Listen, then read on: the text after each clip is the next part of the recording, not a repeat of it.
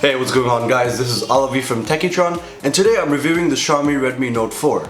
Now, I already did a comparison video between the Redmi Note 4 and the Meizu M3 Note, so if you haven't checked that out already, I've left the links in the description below. This phone was provided to us by our friends at peekaboo.com. They're having a massive sale all throughout the website, so go check that out if you want to grab a good deal. Let's start with the design. The Redmi Note 4 is built like any other premium smartphone in the market. It screams quality the moment you hold it in your hand. It's got a full metal unibody design and has the classic chamfered edges all the way around. Everything starting from the speaker grill to the fingerprint scanner to the buttons, everything just screams premium quality, and I really appreciate this about Xiaomi.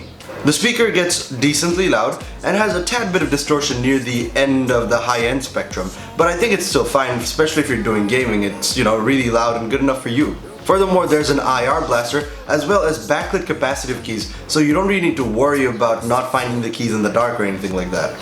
Let's talk about the display. We've got a 5.5-inch full HD IPS display over here, and apparently it looks a little bit better than the Redmi Note 3, but I didn't really see much difference. But having said that, this is a really good display, especially given the price point.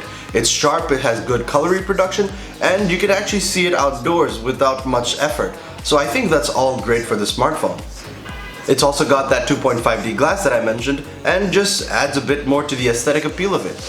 I was a little bit upset because there is no Gorilla Glass, so if you're using the smartphone without a screen protector, be careful.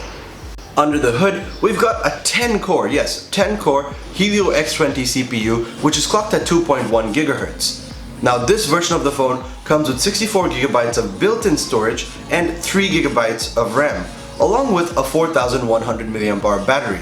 That battery will consistently last you around 1.5 days, and I think that's great on this smartphone. It's not as good as its predecessor, but it's still pretty good.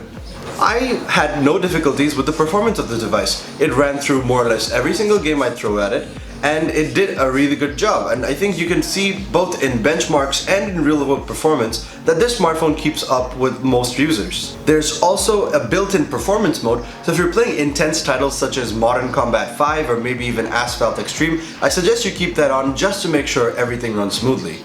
The Redmi Note 4 has a 13 megapixel main camera and a 5 megapixel front-facing camera, and both of these do a good job, and that's kind of expected from these modern day cameras today, right? They have a good bit of depth of field, but when it comes to low light situations, things just start going a little I'm a bit more disappointed with the smartphone's camera because the manual mode provided isn't really impressive. It only gives you ISO and white balance controls, whereas other smartphones in this market's price point, they all have pretty good, decent manual controls. On the software side of things, we've got Android 6.0 Marshmallow with Xiaomi's very own MIUI 8 on this smartphone. MIUI 8 needs an entirely separate video for itself because it's so elaborate. It's a very customized version of Android. But having said that, it's a really smooth version of Android. I've seen very few skins that have so many alterations but are still so smooth. So I was very happy with MIUI 8.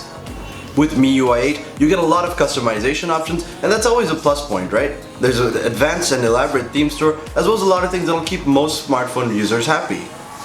Let's finally come to the price. Peekaboo.com is selling the smartphone for 14,990 taka, and because of that, it competes with a lot of other smartphones that are very competitively priced, including Xiaomi's very own Redmi Note 3 Pro.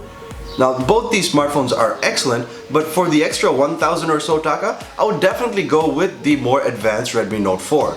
Would I recommend this device for you? Of course I would. It does almost everything well, except for that one part about the camera not having a manual control, and that's my own personal perk, because I always want that manual control on my cameras. So, for everyone else, for most users, this is a really great buy, and I think Xiaomi did a great job with this smartphone.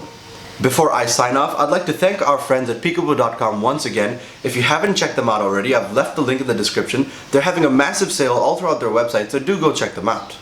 Thank you for watching this review. If you haven't subscribed already, do subscribe because we're getting some very awesome content coming in this December. Also, if you liked this video, like it. If you disliked it, let me know in the comments below. Thanks for watching, and I will see you in the next one.